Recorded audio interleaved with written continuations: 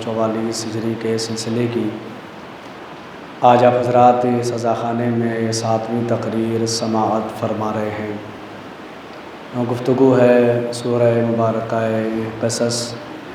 तरतीब तिलावत के लिहाज से कलाम इलाही का 28वां सूरा है और 28वें सूरे की 5वीं आयत के ज़ैल में मुसलसल आप हज़रात से इन 7 रोज़ से गुफ्तगू जारी व सारी है उन फ़जीलतों पर, उन अज़मतों पर, उन रिफ़तों पर कि जिनके बग़ैर मिंबर का हक़ अदा नहीं हो सकता। जब तक उन फ़ज़ाइल को बयान न किए जाए न मिंबर का हक़ अदा है न नमक का हक़ अदा है। मिंबर और नमक का हक़ अदा करना है तो अहले बैत का तज़किरा करना होगा। जब उनका ज़िक्र करेंगे तो मिंबर का हक़ भी अदा होगा और जो नमक हम खा रहे हैं उसका भी हक़ अदा होगा। सिलसिले गुफ्तगू कल इस मंजिल पे है कि शाम में एक ऐसी हुकूमत कि जो बनी उमैया ने बनाई थी और बड़ी मज़बूत हुकूमत बनाई थी। 18 हिजरी में हाकिम शाम को गवर्नर बनाया गया। 18 से लेके 60 हिजरी तक मुसलसल वो शाम पर मुसल्लत रहा और शाम में अक्सरियत ईसाइयों की थी। मुल्क शाम में अक्सरियत ईसाइयों की थी, इसलिए ईसाइयों का जो सबसे बड़ा पोप, पादरी और राहिब था कि जिसको सर जॉन के नाम से जाना जाता था, ईसाइयों का जो सबसे बड़ा आलिम था शाम में सर जॉन, वो हुकूमत का मुशीर आला था। ईसाइयों का सरगना, सरबरा, सरदार, आलिम, मुसलमान हुकूमत का मुशीर आला है। अब आप अंदाज़ा लगा सकते हैं कि जिस हुकूमत के मुशीर ईसाई हों वो हुकूमत इस्लाम के हक़ में फ़ैसले क्यों कर करेगी। उसके गले में सलीब पड़ी होती थी, सलीब। और जब ये हाकिम शाम, सलीब तो देखी होगी ईसाई गले में सलीब, वो ऐसे जो निशान होता है क्रॉस का, सलीब पड़ी होती थी। एक सलवात पढ़ लीजिए मोहम्मद वाला। पानी रखा है, पानी मौलवी साहब के लिए, मौलवी साहब के लिए पानी ला के रख दीजिए।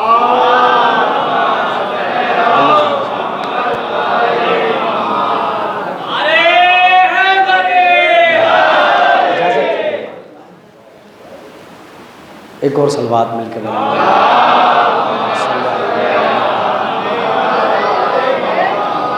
तो मैं अर्ज़ कर रहा हूँ क़िबला के शाम में जो हुकूमत थी तो अक्सरियत ईसाइयों की थी और जो इनका सरदार था वो मुशीर आला, उसके गले में वो सलीब पड़ी होती थी, ईसाई था। और जब ये दुनिया से जा रहा था तो उसने वो सलीब निकाल कर इनके गले में डाल दी और कहा कि ये तावीज़ का काम करे। सर जॉन ने सलीब निकाल कर हाकिम शाम के गले में डाल दी। रसूल कह कर गए नहीं मरेगा जब तक गले में सलीब ना पड़ जाए।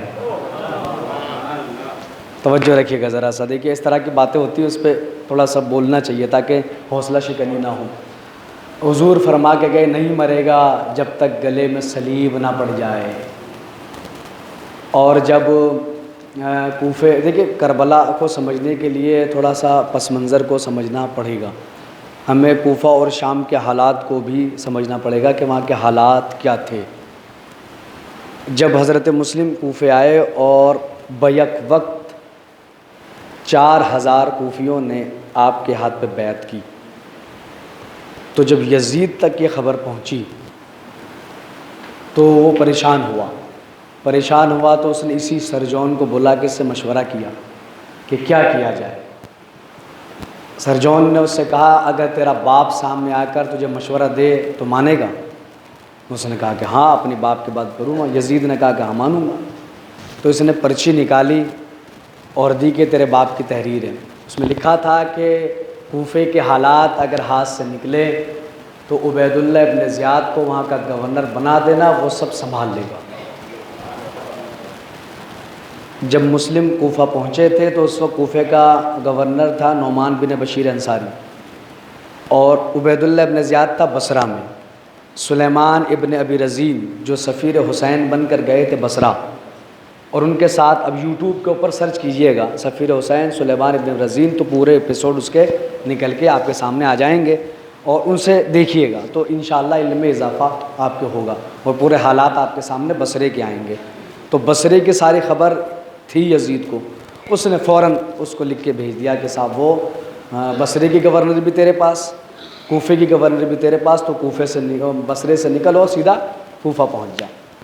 तो ये हालात अब कूफे में कैसे दाखिल हुआ, वो बनी हाशिम का लिबास पहन के कूफे में दाखिल। फिर जो कूफे के हालात है वो हज़रत मुस्लिम के बाप में, ज़ाहिर सी बात हो हमारा अनुमान नहीं है वहाँ पे क्या हालात पेश आए थे, उबैदुल्लाह इब्न ज़ियाद ने वहाँ पर क्या किया था।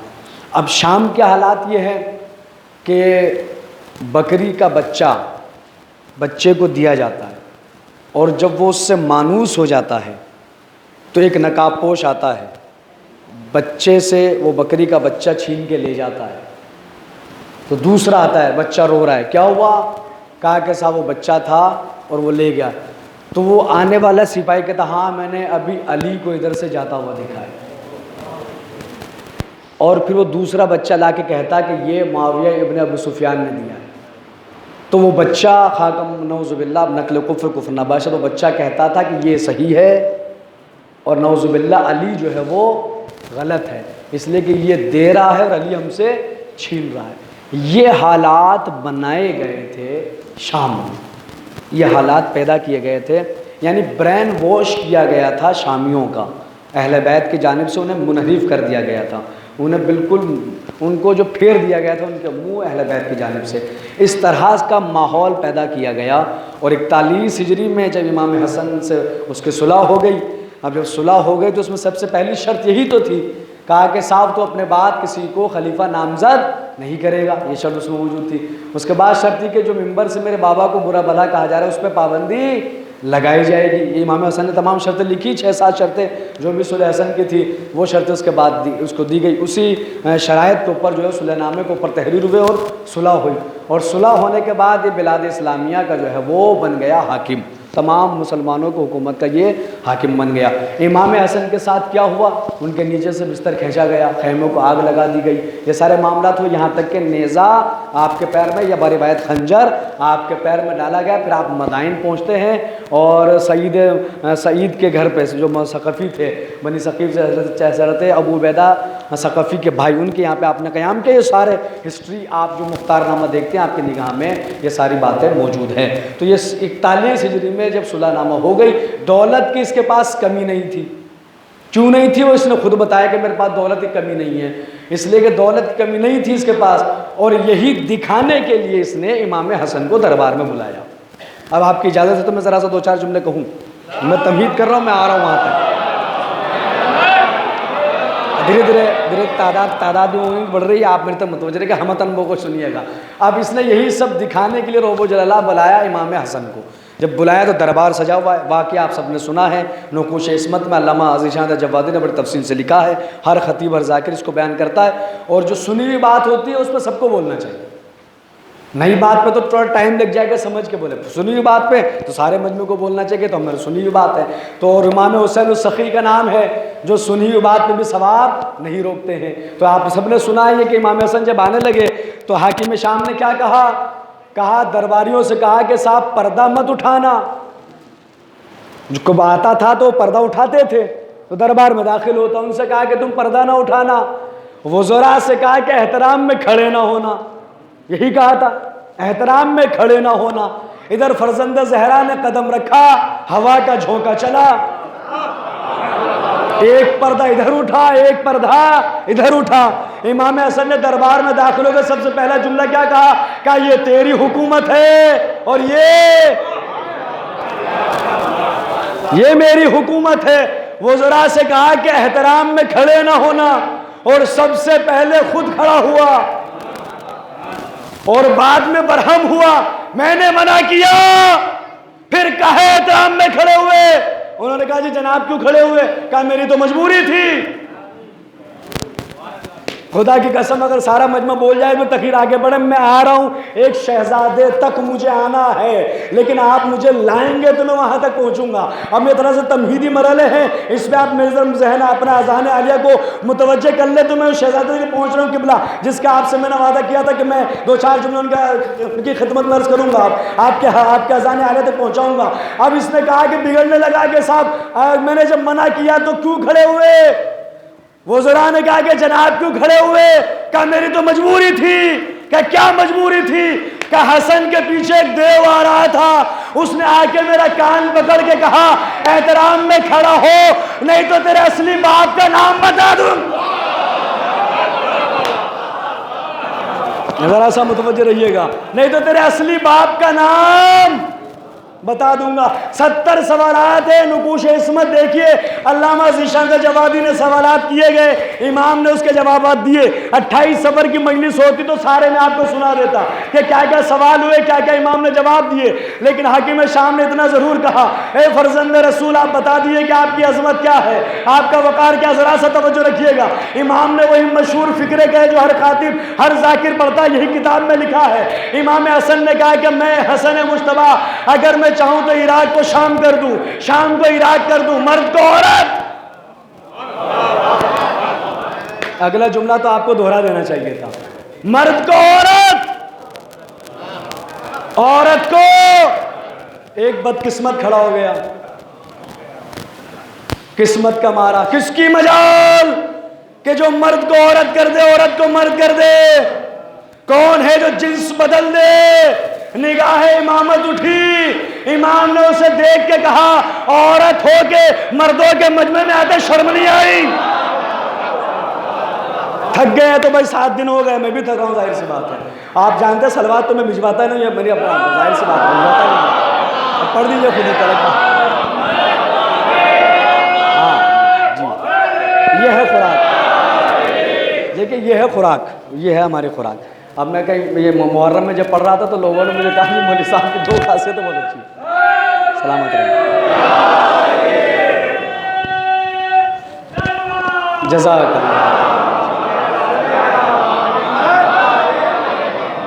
मुहर्रम में लोगों ने कहा मेमन सादात मतामा कहिए मौलवी साहब की 2 खासियतें बहुत अच्छी हैं। क्या कि एक तो मौलवी साहब पानी नहीं पीते और दूसरा बिल्कुल सलवात नहीं भिजवाते, बस नारे लगा दे ठीक, नहीं तो अपनी गाड़ी चल रही है, मामला है ना।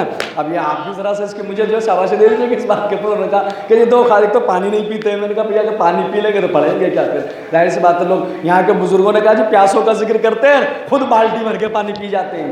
तो उन्होंने कहा कि इमाम ने कहा कि औरत हो के मर्दों के मजमे में आते शर्म नहीं आई? अब अपने आप को देखा तो भागी ना। कुछ लोग शायद देख रहे कि कैसे मुमकिन है जब कूफे में हो सकता है, अब भी शायद रिजर्वेशंस रह गए, जब कूफे में हो सकता है, जब बात कर सकता है। मस्जिद कूफा दमतुस साकिबा बड़ी मशहूर बात है भाई। दमतुस साकिबा मस्जिद कूफा, मिंबर सलूनी, खतीब सलूनी मौला खुतबा दे रहे हैं। खुतबा देते देते मौला ने मेराज बयान करना शुरू की और मौला अली ने कहा कि मेरा भाई अल्लाह का रसूल शबे मेराज पे जाके आ गया। इतनी देर लगी कि बिस्तर की गर्मी बाकी रही, जंजीर इधर हिल रही थी, वजू का पानी बह रहा था। एक बदकिस्मत वादी खड़ा हुआ, या अली मुझे ये बात समझ में नहीं आती कि इतना लंबा चौड़ा सफर कोई करके आ जाए, जंजीर इधर हिलती रहे, वजू का पानी बहता रहे, बिस्तर की गर्मी बाकी रहे। ये कहता वो मस्जिद से बाहर निकला, घर गया तो बीवी मछली छील रही थी। कहने लगा बताओ अली की बात मेरे समझ में नहीं आती है कि अली ये मिंबर पे बैठ के कह रहे हैं कि रसूल मेराज पे जाके आ गए और इतनी देर लगी कि जंजीर इधर हिल रही थी, वजू का पानी बह रहा था, बिस्तर की गर्मी बाकी थी। अब मछली के बाद तो पानी चाहिए होता है।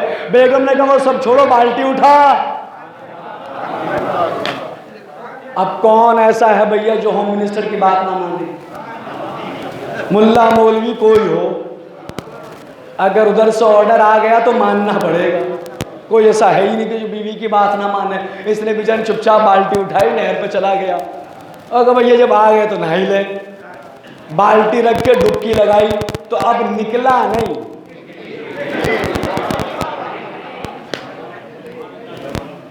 अब अपने आप को देखा, घर किस मुंह से जाए, जैसी खुद है वैसी घर में निकल गई। एक मर्द ने देखा, शादी का ऑफर किया, एक्सेप्ट करने के सिवा कोई चारा नहीं था। औरत की जिंदगी बगैर मर्द के कैसे गुजरेगी? लीजिए, शादी हो गई, एक बच्चा हुआ, 2 हुए, 3, 4, 5 बच्चे जने। एक दिन वहीं आ गई, बर्तन लेके दरिया में, कन्हा ले, अब जो डुबकी लगाई तो निकली नहीं। जो मेमोरी फॉर्मेट हो गई थी दोबारा डाउनलोड हुई। अब तो नौजवान समझेंगे आप ही की भाषा में बात कर रहा हूं भाई। जो मेमोरी फॉर्मेट हो गई दोबारा डाउनलोड हुई, इससे दोबारा सारी बातें याद आई। बर्तन देखा तो वही रखा है, अपने आप को देखा तो जैसा था वैसा ही पाया। अब इसने जल्दी से पानी भरा, घर गया तो बीवी मछली छील रही थी। आए हाय, मछली छील रही थी। कहने लगा देर तो नहीं हुई? तो कहा कि नहीं, अभी गए थे अभी आ गए, अभी गए थे अभी आ गए। अगला फिक्र जब मौला का फिक्र आएगा पूरा अब्दुल्लापुर के मोमिनीन बोल जाएंगे, अभी गए थे अभी आ गए। बाल्टी को फेंका, मस्जिद कूफा पहुंचा। अली मस्जिद में खुतबा दे रहे थे, अली ने इसको आते हुए देखा, फिर मौला ने दोहराया, मेरा भाई अल्लाह के रसूल मेराज पे जाके आया। इतनी देर लगी कि जंजीर इधर हिल रही थी, वजू का पानी बह रहा था, बिस्तर की गर्मी बाकी थी। खड़े होकर कहने लगा, या अली आप सही कह रहे हैं। अली ने कहा, ईमान तो तू भी लाया, लेकिन 5 बच्चे पैदा करने के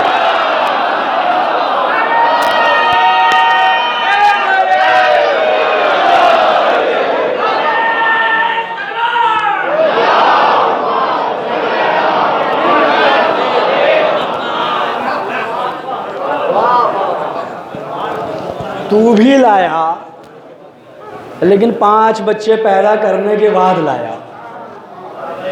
अब देखो कौन कब कैसे कैसे ईमान लाते। का तू भी लाया। तो मौला ने कहा कि, उसने कहा कि मौला आप फर्जंद रसूल, मेरे आपने जो है वो दरबारी था उसे। तो मौला ने कहा चुप ना, तुझे भी। हाकिम शाम ने कहा जाने दीजिए, मेरे पास दौलत की कमी नहीं है। अरे हाय, अब फिक्रा मिंबर से उतर के पूछो, खुदा की कसम तफसील से समझाऊंगा कि उसने क्या कहा। लेकिन मिंबर के जो तकद्दुसात है, ऐसी बातें मिंबर से खुल के पढ़ी नहीं जा सकती, किताबों में छुपाई नहीं जा सकती। इसने मौला हसन से कहा कि मेरे पास दौलत की कमी इसलिए नहीं है कि मैं हिंदा का बेटा हूँ। अल्लामा अली अगर साहब के बिला मकाम तारीख़ इम्मा जाके देखेगा, उन्होंने पूरी तफसील के साथ लिखा कि वो क्या समझाना चाह रहा था, इमाम को क्या कहना चाह रहा था। कहा कि उसके घर पे लाल झंडी लगी हुई होती थी। अब लाल झंडी की अलामत ना पूछे, मिंबर से उतर के पूछो, बता दूंगा। उसने कहा कि फर्जंद रसूल मेरे पास दौलत की कमी इसलिए नहीं है कि मैं हिंदा का बेटा हूँ। सुबह से शाम तक मैंने जितनी दौलत सबको दी है उतनी मैं आप अकेले को दे रहा हूँ। इमाम ने दौलत का पूरा ढेर लगा हुआ है, सुबह से शाम तक जितनी शामियों को दौलत बांटी है उतना आप अकेले को दे रहा हूं। इमाम उठे, एक दरबारी आगे बढ़ा, उसने नालैन को सीधा किया। इमाम ने कहा बनी हाशिम है, मुफ्त में किसी की खिदमत वसूल नहीं करते, ये सारी दौलत तू ले जा, ये सारी दौलत तू ले जा, ये सारी दौलत तू ले जा। हाकिम शाम का चेहरा बिगड़ा, नालैन सीधी करने के बदले इतनी दौलत कौन देता है? इमाम ने कहा याद रख, मैं फातिमा ज़हरा का बेटा।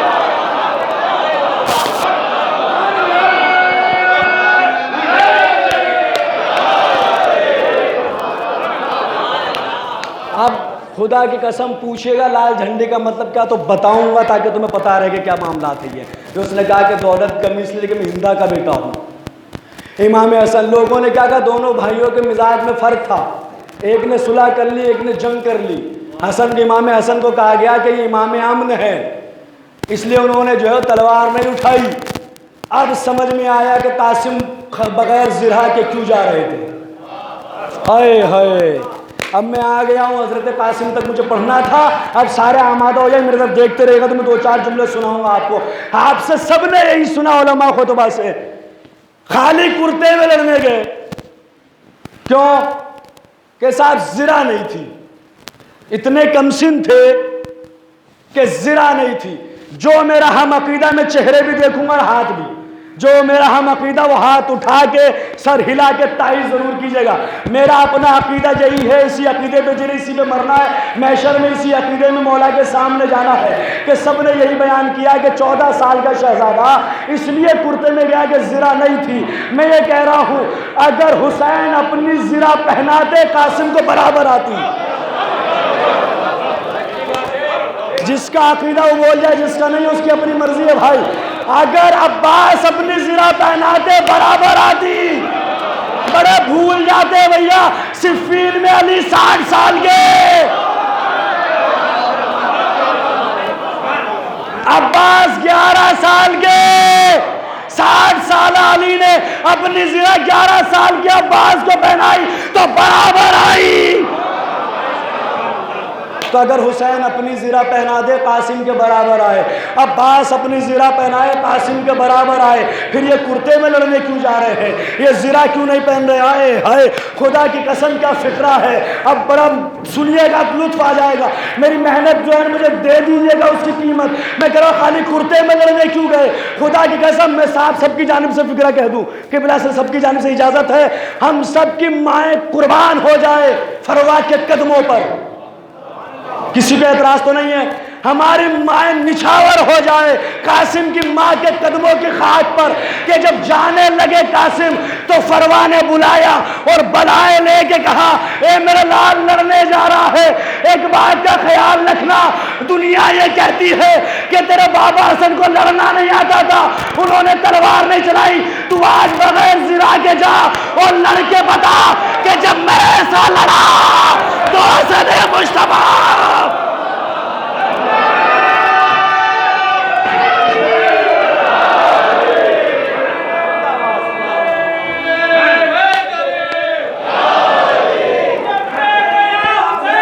लब्बैक या हुसैन, लब्बैक या हुसैन, जज़ाकल्लाह भाई, लब्बैक या हुसैन।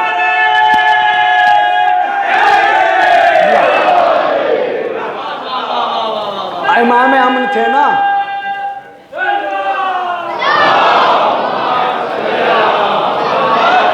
हसन तलवार चलाना नहीं जानते थे। कहा कि ऐसा लड़ना कि दुनिया को पता चले कि जब बेटा ऐसा लड़ा, अये हाय तो हसन कैसे लड़ते, नयाबत कर रहे थे, कैसे लड़े। जाइए खसाई से हुसैनिया जाके देखिएगा।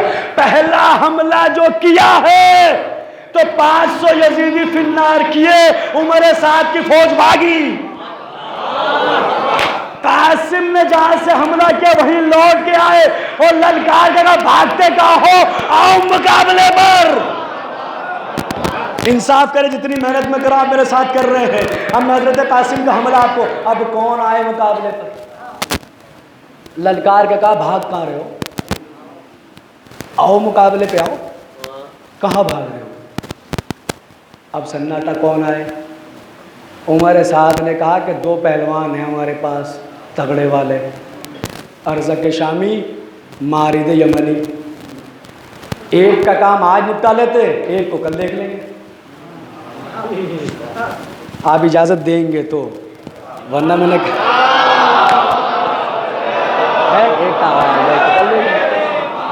देखिए अल्हम्दुलिल्लाह इमाम जुमा रात तो जुमे के खुतबे भी याद है मुझे। अब मैं उधर जाना नहीं चाहता हूँ कि मैं आपको जुमे के खुतबे सुना, वो मुजीबुल साहब कबला आपको सुनाते रहते हैं, लेकिन मैं भी रहा तो मुझे भी याद है। कहा कि सब 2 पहलवान हैं, एक का स्टेटस वही है जो मरहब का, अर्ज़क शामी को कहा जाता है शाम का मरहब, ठीक। मारिद यमनी, इसका स्टेटस वही था जो अम्र इब्ने अब्दवुद का, जो खंदक में अली के सामने आया। एक मरहब खैबर में अली के सामने आया। ये 2 बड़े पहलवान थे जिन्हें लाया गया था 1000 से अकेले लड़ने वाले, 1000 बंदों से अकेले लड़ने वाले। अब उमर साद जो कमांडर है उसने पैगाम भेजा अर्ज़क शामी के पास खुदा की कसम जुमला ज़ाया ना कीजिएगा, इसी पे टिकी हुई है। अगर ये फिक्रा सुन लिया तो फिर हज़रत कासिम की जंग आपको सुनाऊँ, और रजस भी मैं आपको सुनाऊंगा कि आपने क्या रजस पढ़ा था। हवाला जात भी मैं आपको दे दूंगा, ढूंढते ना फिरिएगा। कहा कि क्या रजस आपने पढ़ा, कैसे हमला किया है। जब पहुंचा हरकारा अर्ज़ के शामी के पास और जाके कहने लगा कि तू क्या बैठा हुआ है यहाँ पे, लिबास जंग पहन और निकल। खुदा की कसम उसने क्या कहा, क्या पास लड़ने आ गए?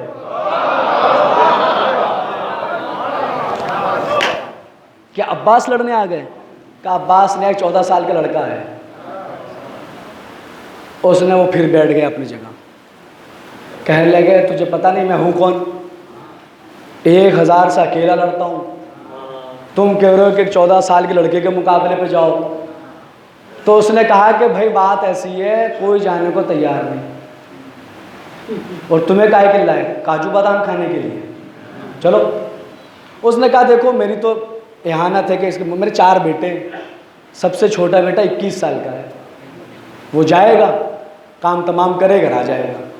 उन्होंने कहा जी मुबारक तलब भी हो रही है, कोई भी जाए तो मुबारक तलब भी हो रही है कि आओ लड़ो, आके लड़ो। कहाँ भाग रहे हो, लड़ो आके, बगैर ज़िरा के एक 14 साल का शहजादा ललकार के घर आओ लड़ो, भाग कहाँ रहे हो। 21 साल का बेटा है इसका, चला हजरत कासिम के मुकाबले पर आया। अब इजाज़त है मैं आपको दिखाऊं, जो मैं सुनाऊंगा दिखाऊंगा, आप मेरी तरफ देखेंगे, लुत्फ ना आए तो फिर कहिएगा। हजरत का मीर अनीस ने पूरी जंग को नज़्म किया है, मैं आपको नस्र में सुना रहा हूँ, इतना फ़र्क है बस। उनके मरासी में देख लीजिएगा, वो खुदा शुक्र ने पूरा नज़्म किया है कि चारों बेटों को कैसे मारा। फिर रज़क की बारी आई, कहते पहला बेटा इसका जो मुकाबले पर आया, तो हजरत कासिम के मुकाबले पर जब आया तो उसने मेरी तरफ देखेगा, उसने नेज़ा निकाला, नेज़ा निकाल के कासिम पे वार किया। जैसे वार किया तो 2 उंगलियां बढ़ाई, नेज़े की अन्नी को उंगली में पकड़ा। अम्मा जिन्हें खैबर याद है वो तो बोले भाई ये अली का पोता है। नेज़े की अन्नी को उंगलियों में पकड़ा, उसके बाद नेज़े को घुमाना शुरू किया तो उसकी कलाई मुड़ती चली गई। कासिम घुमा रहे हैं, कलाई मुड़ रही है, इतना मोड़ा कि घोड़े से गिरा। जब घोड़े से गिरा तो कासिम आगे बढ़े, उसकी जुल्फों को पकड़ा, पकड़ के हाथ में लिया, तलवार चली, धड़ नीचे सारू।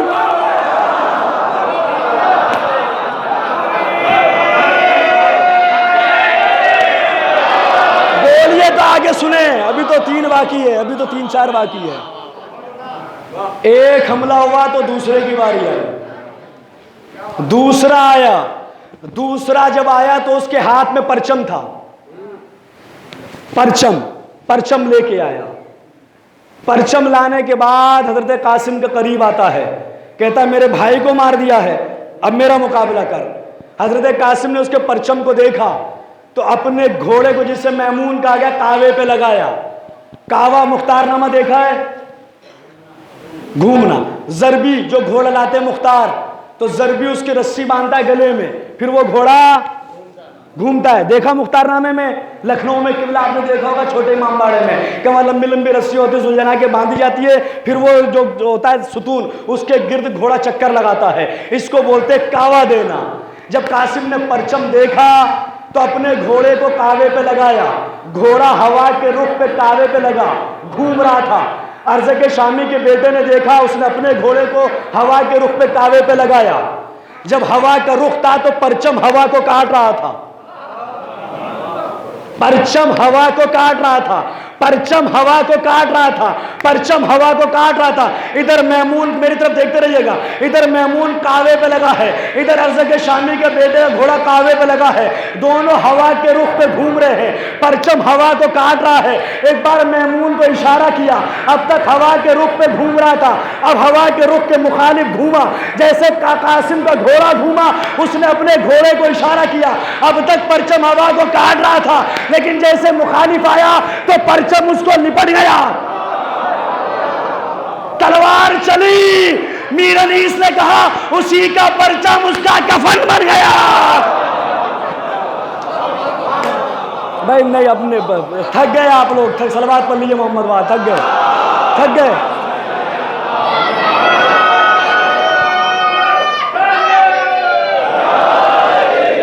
थक गए, थक गए, थक गए।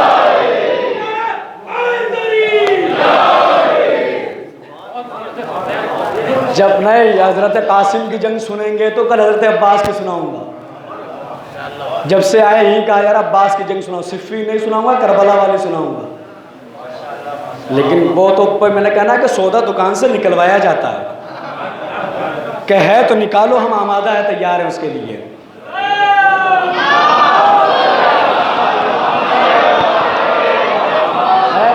दूसरा हमला हुआ तो तीसरे की बारी आई। जब तीसरे की बारी आई तो उसके बाद चौथे की बारी आई। चौथे की जब बारी आई तो उसने आके रसूलुल्लाह की शान में गुस्ताखी की, उसने आके मौला की शान में उसने आके रसूल की शान में गुस्ताखी की, मौला की शान। मिरनीस का मिर्से मरसे पढ़ने वाले तो जानते हैं भाई, पूरी नज़्म की मैं आपको नस्र में सुना रहा हूँ, अंदाज मेरा अपना है, वरना खुदा सुखन ने पूरा नज़्म कर दिया है कि जब चौथा बेटा आया अर्ज़ के शामी का, उम्र उसकी 28 साल है, यानी कासिम से जस्ट डबल है, ये 14 साल के हैं, सामने 28 साल का जवान है। आने के बाद कहते ना छेड़ रहा है, वो रसूलुल्लाह की शान में गुस्ताखी कर रहा था, अली की शान में गुस्ताखी कर रहा था। कासिम ने कहा बकवास न कर, फुनून हर जानता है तो वो दिखा, बकवास न कर, फुनून हर जानता है तो वो दिखा। उसने भी नेज़े से वार किया, कासिम ने उसका नेज़ा लिया, लेने के बाद नेज़ा से जो वार किया तो नेज़ा उसके दहन में घुसा। अब जो कासिम ने नेज़ा खींचा तो नेज़े की यानी पे ज़बान कट के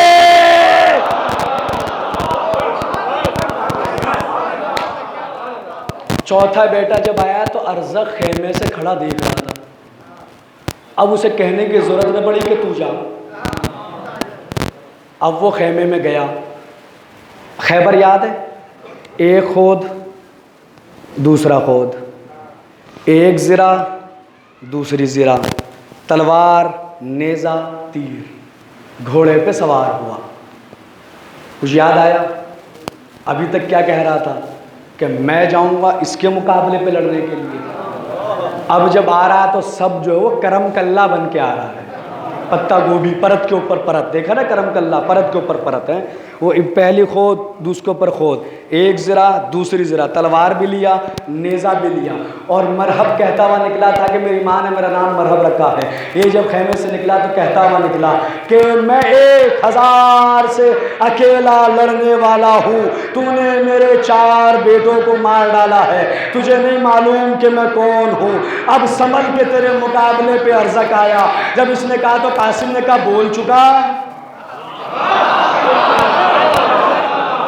बैठ जाओ इत्मीनान से या पढ़ूँ मेरे भाइयों, मेरा नौजवान है, तुम्हारे लिए पढ़ रहा हूँ, बुजुर्गों को सब पता है, इनसे सीखी बातें, मीरानी से सीखी बातें बयान कर रहा हूँ। कहा कि बोल चुका, रजस खानी तो हमें भी आती है, रजस पढ़ना तो हमें भी आता है। हाय हाय सुन लीजिए भैया, अगर आप शहबर मवद्दत लग के परवास कर जाएंगे। अब हजरत कासिम ने कहा रजस पढ़ना तो हमें भी आता है। एक बार हजरत कासिम ने कहा अगर तू अर्ज़ के शामी है, मेरा दादा हैदर कर्रार है, मेरा दादा हैदर कर्रार है, जो फ़ख्र आदम भी है, फ़ख्र नूह भी है, फ़ख्र इब्राहिम भी है, फ़ख्र मूसा भी है, फ़ख्र ईसा भी है। मेरी दादी फातिमा ज़हरा है, जो फ़ख्र हव्वा भी है, फ़ख्र सारा भी है, फ़ख्र हाजरा भी है, फ़ख्र मरियम भी है। मेरा बाप हसन मुश्तबा जो सिमते अकबर है, मेरा चचा हुसैन जो जवानाने जन्नत का सरदार।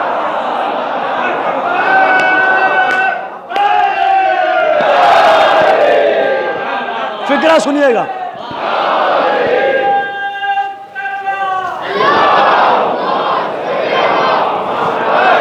रजस रजस पढ़ना तो हमें भी आता है, रजस खानी तो हमें भी आती है। अब तक जो बंदा ना बोल सका, और अगर उसके लिए अजवा खजूर है भैया, इससे बड़ा जुमला नहीं आएगा पूरे रजस में। हजरत कासिम ने कहा क्या कह रहा था, 1000 से अकेला लड़ता है, आज अकेले से लड़के बता। फिक्रा सुनिएगा, फिक्रा सुनिएगा, फिक्रा। अगर सबके हाथ ना उठे तो बीबी ज़हरा की नालैन का फायदा क्या है। 1000 से अकेला लड़ता है, आज अकेले से लड़के बता। तू कह रहा था मेरे 4 बेटों को मारा, रुक जा, थम जा, अभी तुझे भी तेरे बेटों के पास ना पहुंचा दूं तो कासिम ना कहना।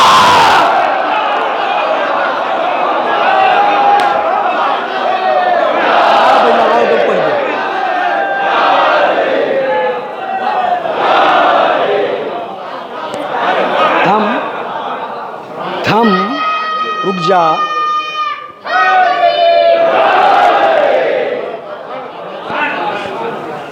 थम, जी ये रजस किसी ने नज्म किया, पढ़ दूं? नज्म क्या पढ़ दूं? ज़र्द कासिम का रजस नज्म किया गया, आप सबने सुना है, लेकिन उस वक्त चौकी पे बैठने वाले सुन लेते, आप सुनते ही नहीं, वरना 7 मुहर्रम को रजस पढ़ा जाता है कि हज़रत कासिम ने कहा कि मैं अज़मतों का सवेरा हूँ, नाम कासिम है।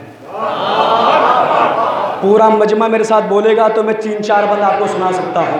मैं अज़मतों का सवेरा हूँ, नाम, पूरा मजमा बोले भाईजान तो फिर मैं मिसरे सुनाऊँ आपको। मैं अज़मतों का सवेरा हूँ, नाम, मताए फातिमा ज़हरा हूँ, नाम, पसीम खुल्द का पोता हूँ, नाम, फजीलतों की तमन्ना हूँ, नाम, किताबे जंग में तरमीम करने आया हूँ, तुम्हारे जिस्मों को तकसीम करने।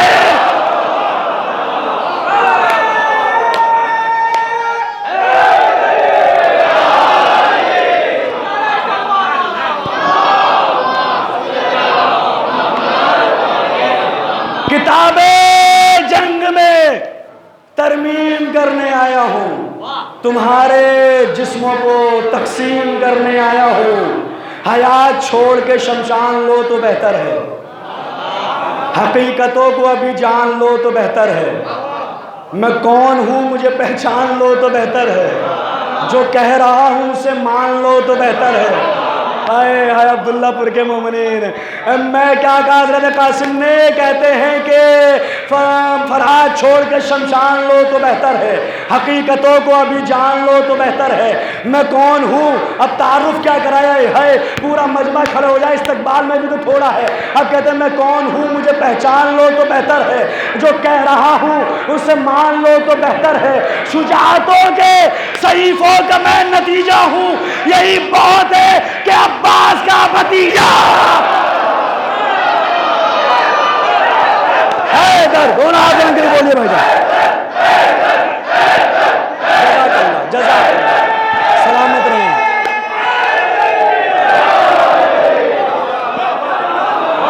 शुजाअतों के सहीफों का मैं नतीजा हूँ, यही बहुत है कि अब्बास का भतीजा हूँ। गलों को तेग का पानी पिला के दम लूंगा। हाय हाय हाय हाय, जो बोला उसकी समाअत को सलाम है भाई। अगले मिसरे पे सारे मोमिनीन बोल जाइएगा, गलों को तेग का पानी पिला के दम लूंगा, अली की याद जहां को दिला के दम लूंगा। गलों को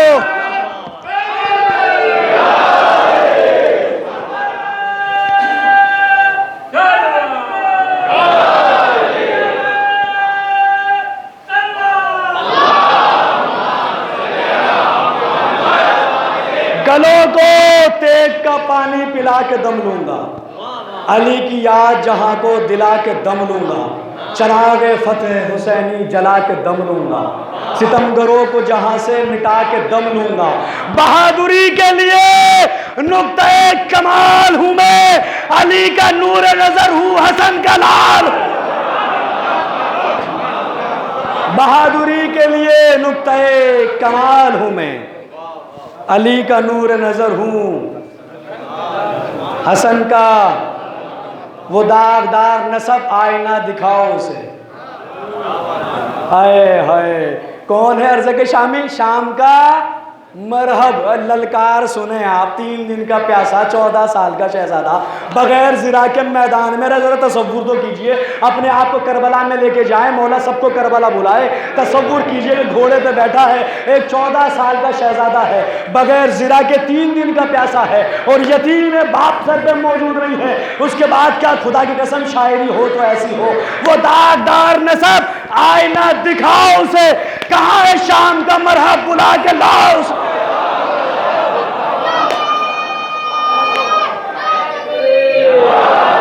थक गए अब्दुल्लापुर के मन, थक जल्दी जाते हैं। वो दागदार नसब आईने में अपनी सूरत दिखती है भाई, वो देखेगा तो पहचान लेगा कि ये शजरा शजरे खबीसा है, ये शजरा शजरे तैयबा है। वो दागदार नसब आईना दिखाओ उसे, कहाँ है शाम का मरहब, बुला के लाओ उसे। ना आ रहा हो तो मकसद मेरा बताओ उसे। अब मकसद सुन लीजिए, बंद बस रोक दे हाथ, आखिरी बहस सुन लीजिए कि वो दागदार नसब आए ना दिखाओ उसे, कहाँ है शाम का मरहब बुला के लाओ उसे।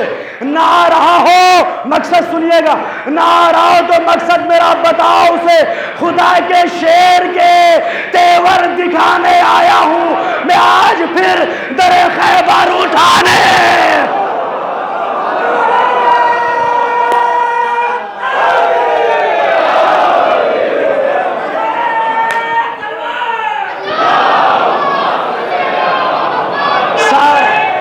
हुसैन लब्बैक या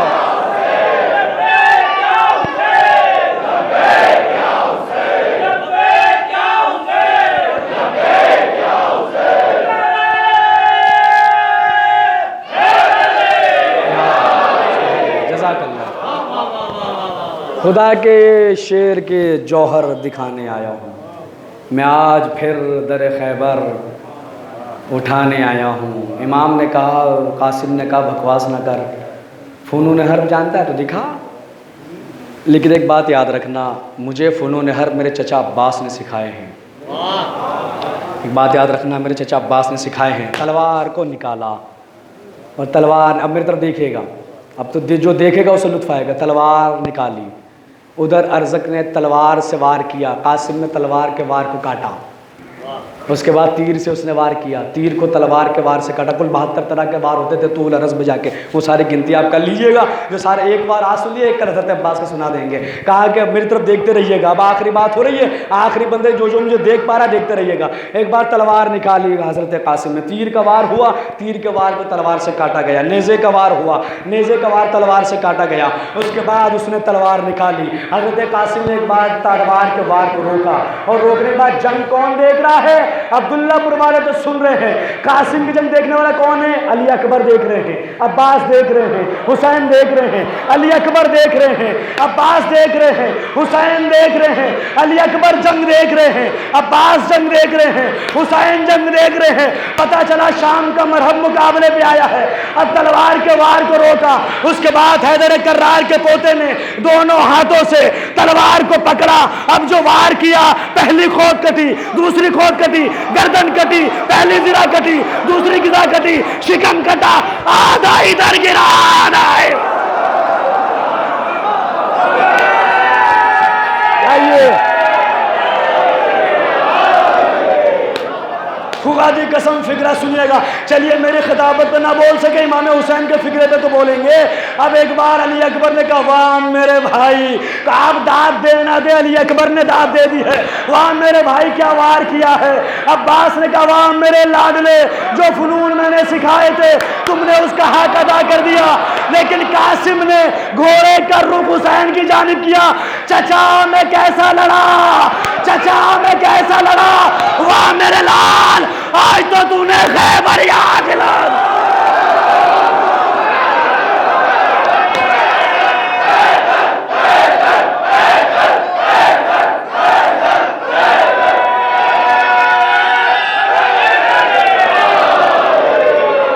सारे मिलकर नारा हैदरी,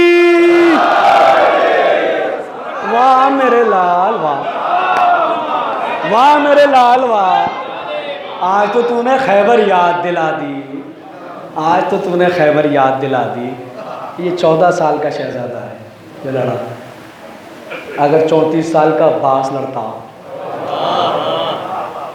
है ना, अगर वो लड़े कैसे लड़े। अब मैंने कहा ना, एक को आज निपटा लिया, एक बाकी है अभी, कल निपटा लेंगे उसे, छोड़ेंगे किसी को नहीं। जी हाँ, छोड़ेंगे किसी को नहीं, छोड़ेंगे किसी को नहीं।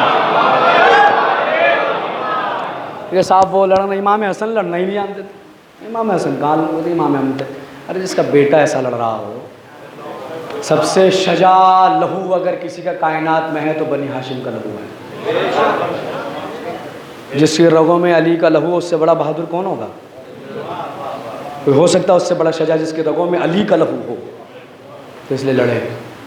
अरज़क दो नीम हुआ, आधा इधर गिरा, तो चिल्लाया उमर साद का, ये कोई बक्काल की औलाद नहीं है, बनी हाशिम का शहजादा है। फिर कहा हमने जब भी बनी हाशिम को मारा है धोखे से मारा है, एक साथ हमला करो। तो फिर फौजें एक साथ आई। दाद तो ले चुके ना, अली अकबर से ले चुके, अब्बास से ले चुके, हुसैन से ले चुके, दाद बाद में लिए, इजाज़त पहले मांगी। हम और आप तावीज़ बांधते हैं ताकि बच्चा महफूज रहे।